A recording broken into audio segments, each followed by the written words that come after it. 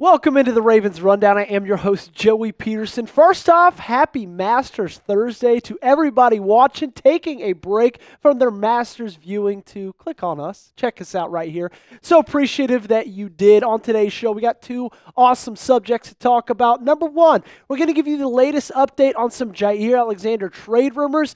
I'll give you a little hint.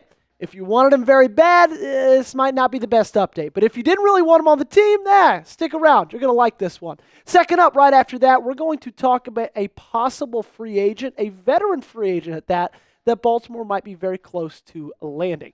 Before we get into any of that, though, make sure you guys hit that subscribe button because today and today only, we are doing a race to 100 subscribers with our Steelers Talk channel. I hate Jack Sperry. I hate the Pittsburgh Steelers. I hate anything that is black and gold. So if you guys hate that as well, help me out. Hit that subscribe button. Let's beat the Steelers in our race to 100 subscribers. Alrighty, let's start it off with Jaire Alexander and the update from Packers general manager Brian Gutekunst. He spoke just a few days ago to a bunch of Packers reporters. This is actually later in the NFL meetings. He had a lot of new and enlightening things to say about where the future lies between Green Bay and their star cornerback. This is coming from Matt Schneidman in a tweet saying, Brian Gutekunst, we have some time here to figure out that and see what's best for him and for the organization. And then on the question of him potentially remaining a Packer, Brian Gutekunst said it could be a possibility. Absolutely. Hopeful to have some kind of resolution before the draft. So there you have it, folks. It has shifted from what it was a couple of weeks ago where it seemed, everybody reporting it, ESPN's Rob Demovsky saying that, you know what, it seems that Jaire Alexander and the Green Bay Packers on two very different sides, but Brian Gutekunst just last week saying it could be a possibility, absolutely. He went on to talk a little bit more about Jaire Alexander. John Thornton is his agent. We talk about these things and working together on finding the best solution for everybody. We invested a lot in Jaire, and we want to make sure that if he's not going to be on our football team, helping us win games, that we can get something back for that investment. And I don't know why, but this feels a little bit different this time around. We've heard from Brian Gutekunst a lot. We've talked about this Jaire Alexander trade possibility a decent bit because it's something that us as Ravens fans are very interested in, adding an all-pro cornerback to this roster. But this time around, with what Goody had to say, the Packers general manager, it just feels like he has a different feeling about where this one's going to be headed. Okay, at first, it seemed like Green Bay didn't really want him. At first, it seemed like Green Bay was on the side of, separating themselves from Jaire Alexander. But the quote of, if he's not going to be on our football team, sounds a little bit more like this one might be Jaire Alexander-led. And we all remember how last season ended when he said, I don't even know if I'm going to be here next year. Said, I'm not even going to say anything if I don't have anything good to say. The end of the year seemed like these two sides were very far apart, and I think over the last couple of months they've gotten a little bit closer together. However, I still think there is a little bit of separation between the two. Here's what Rob Demovsky said about Jaire Alexander. This was a couple weeks ago, saying one source said the team has not approached Alexander about taking a pay cut, and that even if it did, he would not be willing to do so. Without a trading partner, the Packers would likely release him. So I have no clue what's going to happen, honestly. I think if Green Bay gets an offer that they absolutely can't refuse by a team, could be Baltimore, I don't know. But if they get an offer that they can't refuse, then they're going to trade him. I think that their situation with Jaire Alexander is very similar to Baltimore's with Mark Andrews. One of those guys who they're kind of putting on the trade block, and if some team's willing to offer a third, second-round pick, they wouldn't think twice about moving him. But if they're not going to get what they want, what they feel like he might be worth, like Brian Gutekunst said in that first quote, then I don't think it's going to happen. So we're in a very kind of middle of the road right now where it seems like it could go left, could go right, it could go straight, they could reverse. No one knows what's going to happen. Let's look a little bit at the financials. So this is what he's doing in 2025, $16.15 million. He's going to be a $25 million cap hit for Green Bay. And the dead cap to move him is $18.12 million. So with everything Brian Gutekunst said, mixed with the fact that it's an $18.12 million dead cap to move him, it kind of seems like it's on the road of him just staying a Green Bay Packer in 2025. And honestly, if you're asking me for my honest opinion, I don't know if it's worth the risk or the money for Baltimore to make this move. Now, I get it. This quarterback room is very, very light right now. TJ Tampa is going to be in a battle with Chidobe Awuzie to be in that starting position. I would honestly probably give the nod to Awuzie as of right now. However, outside of those two guys and Marlon Humphrey, Nate Wiggins, the two other guys you see on your screen, there's just not much. And so that's why I think, other than risking a trade and paying a lot of money to a guy who's missed 20 games, 20, that's how many Jaire Alexander's missed over the last 2 seasons, I think they're just going to rely on adding in that position group in the draft, okay?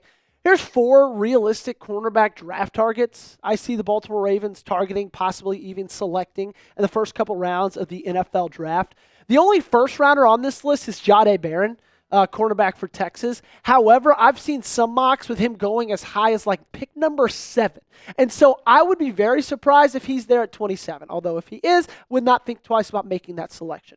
Benjamin Morrison, Trey Amos, and Siobhan Revel Jr., 3 other targets I think that they're going to be looking at in the second round of the draft. I think those 3 guys could come in and, give Chidobe Awuzie, give a guy like TJ Tampa, give those guys a run for their money to be the starter come day 1 of the 2025 NFL season. Let me know down below, will Jaire Alexander be a Raven in 2025? If you think he will, go ahead and give me a yes in the comment section down below. And if you think no chance whatsoever, go ahead and tell me no. Coming up, are the Ravens signing a veteran player? Could that be happening in the next couple of days? If it does happen, we'll have it covered right here on the Ravens Rundown. But let's break it down right after this ad break, because Game Time is the best sponsor. They are the proud sponsor of the Ravens Rundown. They are the official ticketing partner of the Ravens Rundown, and they are your next stop and one-stop shop for anything you could want when purchasing tickets. So going over to the Game Time app, and you know what? We've got an awesome deal for you guys right here. All you got to do is use code ChatSports to get $20 off your first purchase. And what I love about Game Time is they provide the easiest way to get tickets on short notice. Game Time's low prices, I love them so much because you get to spend more money at the venue on hot dogs, pretzels, beer, and it's way easier to get a large group together if everyone's wallets don't take a hit getting into the ballpark. Game Time has an awesome feature. It's called Zone Deals. Game Time Zone Deals allow customers to purchase tickets for a general area of a venue rather than specific seats, offering potential discounts and flexibility for last-minute ticket buyers. With Zone Deals comes the potential for lower prices. Zone Deals can offer discounts compared to standard ticket listings. Of course, Game Time is known for the last-minute ticket sales, and Zone Deals can be particularly useful for those looking for deals closer to the event date. There's so many things I love about Game Time. I love the views from your seat option, that you can see exactly what you'll be seeing at the venue before you even step foot in there. So take the guesswork out of buying tickets with Game Time. Download the Game Time app, create an account, and use code ChatSports for $20 off your first purchase. Terms apply. Again, create an account, redeem code CHATSPORTS for $20 off. The link to this promo is in the comments and description of today's video. Download Game Time today. What time is it? It is game time. So George Fant is the name we will be discussing on the second half of today's show, because it seems that the Baltimore Ravens are interested. It seems that George Fant might be interested in the Baltimore Ravens. Here's the offensive tackle had to say. There's a couple other teams that I've been talking to, but those two are really intriguing to me. Obviously, Baltimore being a contender and Nashville being where I live at. So I'm definitely interested. Are you curious on George? I hope so, because we got a full rundown on him. He only played 1 year of collegiate football at Western Kentucky. Very interesting. He played 4 years of basketball, then switched over to football and actually played tight end. Then he was an undrafted free agent, signed with the Seattle Seahawks in 2016, had a short stint with them the first time, and then made his way over to New York, where he played for a few seasons, Houston for one, and then ended up back onto the Seahawks. But he was released in March after multiple stints this past year on injured reserve.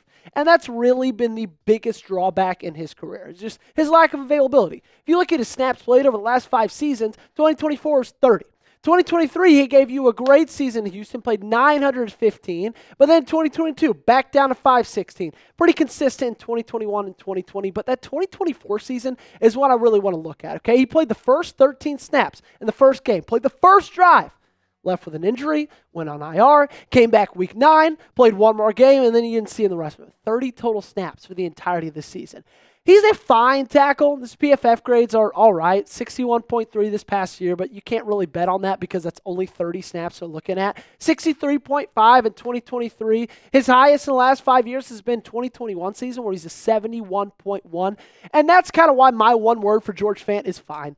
He'd be a fine veteran swing tackle, okay? And I think when you look at this offensive line depth chart, and when you think about this offensive line room, I think that's a position that could be very useful. We all know the massive question mark that Ronnie Stanley is to be healthy. We all know that Roger Rosengard had a fantastic year in his rookie season, but could a sophomore slump be incoming? And I think George Fant could be in there to be a depth piece, be a veteran in this offensive line room, and just be really helpful in case he is needed. And that Ronnie Stanley availability is always going to be the biggest question mark, right?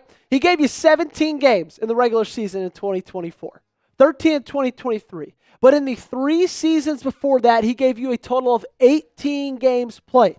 So it's always going to be a question mark whether he's on the field. And honestly, Baltimore just kind of needs a break glass in case of emergency option at the tackle position because they don't have that right now.